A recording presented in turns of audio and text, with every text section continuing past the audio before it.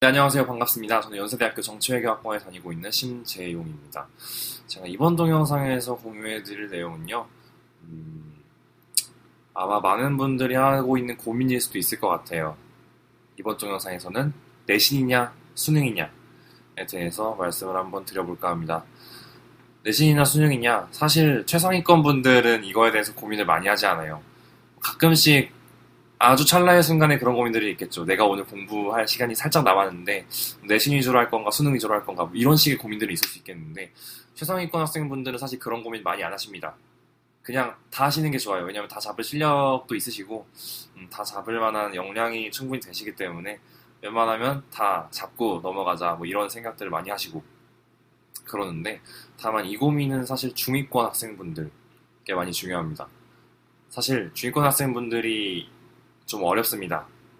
많이 어려워요. 어떤 상황이 어렵냐 하면은 아무리 해도 성적이 뭔가 오르는 것 같지가 않을 때, 그리고 좀 학교 수업이 좀 나랑 안 맞는 것 같을 때, 안 맞는 것 같을 때, 그리고 주변에서 뭐 수시로 가봤자 별 쓸모 없을 것 같고 그냥 나는 수능 한 방 노리고 싶다 뭐 이런 마인드가 갑자기 생길 때, 이럴 때 고민이 많이 찾아옵니다.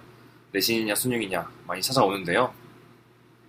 결과적으로 말씀드리면은 저 같은 경우에는 굳이 둘 중 하나 선택하라면 무조건 내신 선택할 것 같습니다. 무조건. 뭐 요즘에 수시 확대됐다라는 이야기 몇 년 전부터 계속해서 들리고 있고 계속해서 확대한다고 이런 이야기들을 많이 하는데요.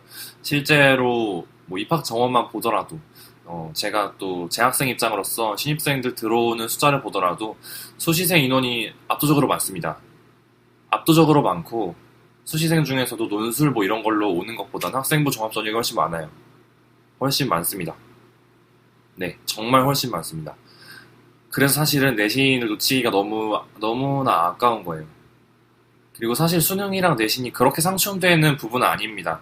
제 경험을 토대로 말씀을 드리자면은, 저 같은 경우에는 내신 공부하는 게 수능에도 도움이 많이 됐습니다. 그리고 대부분의 학생분들이 그럴 거예요. 왜냐면은 어차피 교등학교에서 배우는 거에서 수능이 나오기 때문에 상충되지 않는 경우가 많고요. 내신 공부한다고 해서 수능 성적이 낮아지는 것도 아니고. 하지만 가장 중요한 거는 요즘 입시 트렌드나 뭐 입시의 난이도나 그런 것들을 비교했을 때 내신이나 학교 생활을 가지고 들어가는 학생부 전형이 가장 가능성이 높고 가장 문턱이 낮고 가장 많이 뽑습니다. 네, 수능을 굳이 선택하실 이유가 없습니다. 그리고 특히 정시로 하려고 하면 수능으로 하려고 하면은 굉장히 부담이 많이 됩니다.